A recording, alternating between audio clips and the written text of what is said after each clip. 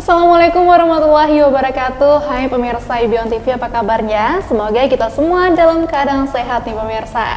Dan tentunya pemirsa balik lagi di Research and Dedication, dan tentunya di sini kita akan membahas nih dan juga mengulik mengenai penelitian dan juga pengabdian dari seluruh dosen yang ada di Universitas Ubudiah Indonesia. Dan pasti udah gak sabar nih pemirsa, karena hari ini spesial banget sudah hadir salah seorang dosen di studio Yubion TV. Langsung aja kita sapa nih pemirsa. Halo Bapak, Assalamualaikum. Waalaikumsalam Bu Tia. Bagaimana kabarnya nih Pak? Alhamdulillah cukup baik, walaupun dalam keadaan berpuasa tapi semangatnya masih tetap. Alhamdulillah ya Pak ya, terus tetap semangat nih Pak ya, Tetap beribadah sekaligus juga bekerja hari ini ya, syuting di Yubion TV. Sebelumnya selamat datang ya Pak ya di Yubion TV. Terima kasih Bu Tia sudah mengundang kami di sini. Oke Pak, tapi sebelumnya kayaknya pemirsa udah pada penasaran nih Pak. Mungkin sebelumnya boleh Pak Rahmat untuk memperkenalkan diri terlebih dahulu Pak. Assalamualaikum warahmatullahi wabarakatuh. Nama saya Rahmat Fajri, SPDM Hum. Saya adalah salah satu dosen di Universitas Ubudiah Indonesia. Saya mengampu mata kuliah bahasa Inggris. Dulunya saya lulusan dari S1 Universitas Syah Kuala, pendidikan bahasa Inggris. Kemudian saya melanjutkan S2 di bidang linguistik terapan, Universitas Negeri Medan. Beberapa waktu terakhir ini juga saya sudah mendapatkan sertifikat dosen profesional dari Universitas Padjadjaran Bandung. Itu yang bisa saya sampaikan. Wah, jadi memang Pak Rahmat Fajri SPDM Hum nih ya Pak ya? Benar Bu Tia. Jadi S1-nya itu pendidikan ya Pak? Pendidikan bahasa Inggris. Dan saat ini mengampu mata kuliah bahasa Inggris. Bahasa Inggris 1 dan bahasa Inggris 2. Jadi ini harusnya kita ngobrol bahasa Inggris nggak sih Pak? Iya, ya, harusnya Ibu Tia tadi menyapa saya menggunakan bahasa Inggris. Tapi saya kurang bisa nih Pak. Dan itu pemirsa, tadi kita sudah mendengarkan ya perkenalan dari Bapak Rahmat Fajri SPDM Hum. Nah Pak, mungkin sebelumnya kira-kira nih dari tadi udah ada latar belakangnya SPD ya Pak, pasti udah pernah ngajar siswa ya Pak ya? Alhamdulillah. Ya. Kira-kira ada perbedaan nggak sih Pak dari mengajar siswa, kemudian saat ini mengajar mahasiswa?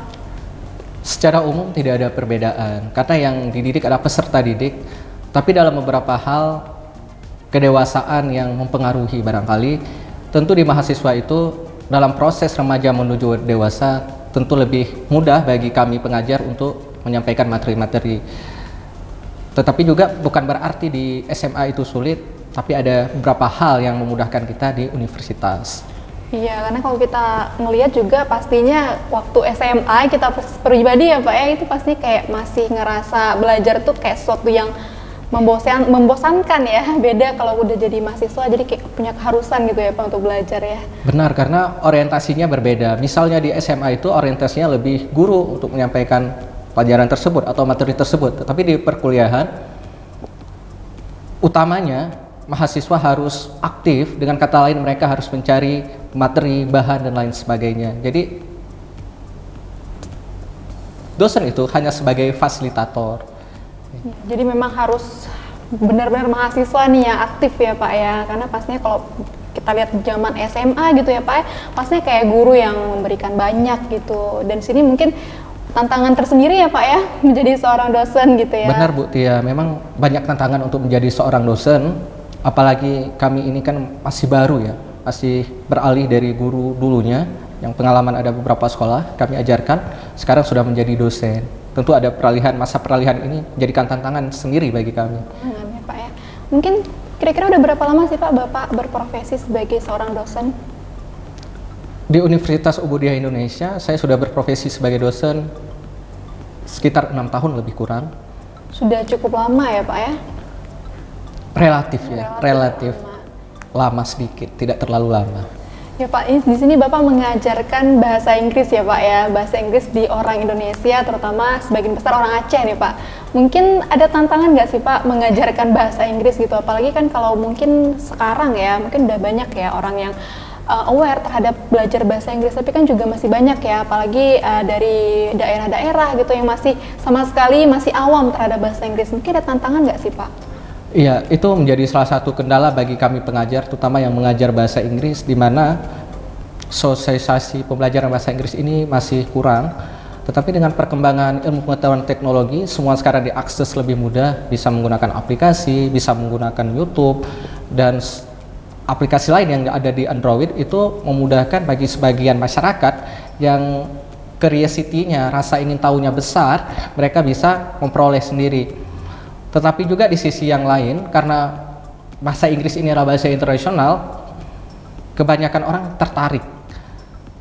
Karena ada beberapa tujuan saya lihat, baik masyarakat secara umum ataupun mahasiswa sendiri.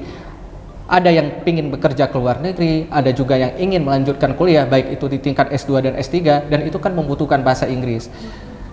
Karena itu banyak yang tertarik belajar bahasa Inggris sekarang, terutama di daerah-daerah perkotaan. Walaupun seperti Ibu Tia katakan tadi, di sebagian kecil daerah kabupaten masih tertinggal, tapi masih bisa diatasi.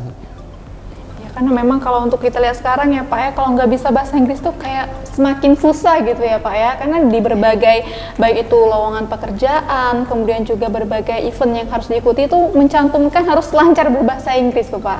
Iya, sekarang bahasa Inggris menjadi salah satu requirement untuk dunia kerja ya, apalagi di tempat-tempat tertentu yang katakanlah BUMN dan perusahaan swasta yang besar, syarat TOEFL menjadi mutlak. Dan mereka biasanya mensyaratkan sekitar 500, skor 500. Atau juga bisa menggunakan IELTS, sertifikat IELTS dengan skor 6. Itu tergantung dari perusahaan dan tempat kerjanya tersebut. Jadi memang sangat penting sekali ya Pak ya, bahasa Inggris ini ya Pak ya. Saya bilang bukan hanya penting, tapi mutlak ya, harus bisa. Karena globalisasi dan kompetensi itu tidak bisa dipisahkan. Iya Pak, mungkin Bapak dari sejak SMA nih, tertarik sejak kapan nih Pak untuk bisa ataupun kuliah bahasa Inggris tuh Pak? Saya dulunya kebetulan di tempat orang tua saya bekerja, ada guru bahasa Inggris. Jadi pada saat itu saya masih kelas 3 SD, kebetulan orang tua saya mengajak saya atau menyuruh saya untuk kursus bahasa Inggris sejak kelas 3 SD. Disitulah minat saya mulai tumbuh untuk belajar bahasa Inggris, dan saya lihat bahasa Inggris ini juga salah satu bahasa yang unik. Karena tidak semua orang bisa berbicara bahasa Inggris, uncommon istilahnya. Jadi ada prestisi sendiri, keistimewaan sendiri kita belajar bahasa Inggris ini. Wah, jadi pasti memang sesuai basic juga ya Pak ya. Jadi cita-cita sejak kecil nih Pak ya menjadi. Sebenarnya hobi. Dulu saya paling pintar itu di matematika. Tapi karena saya hobi sekali dengan bahasa Inggris, akhirnya pada saat pemilihan jurusan saya pilih bahasa Inggris, dan alhamdulillah lulusnya di bahasa Inggris. Alhamdulillah, dan sekarang mengajar di Universitas Ubudiah Indonesia ya Pak ya. Benar jadi sekali. Memang sesuatu yang menarik sekali ya Pak ya, bisa bekerja sesuai dengan hobi ya. Jadi kayak hobi yang dibayar juga ya nggak sih Pak jadinya? Ya benar, karena salah satu syarat untuk bekerja ya, menurut saya passion itu terutama harus ada. Karena kalau tidak ada passion kita cepat bosan. Jadi sangat didukung untuk bekerja sesuai passionnya seperti Ibu Tia sampaikan. Iya benar sekali Pak.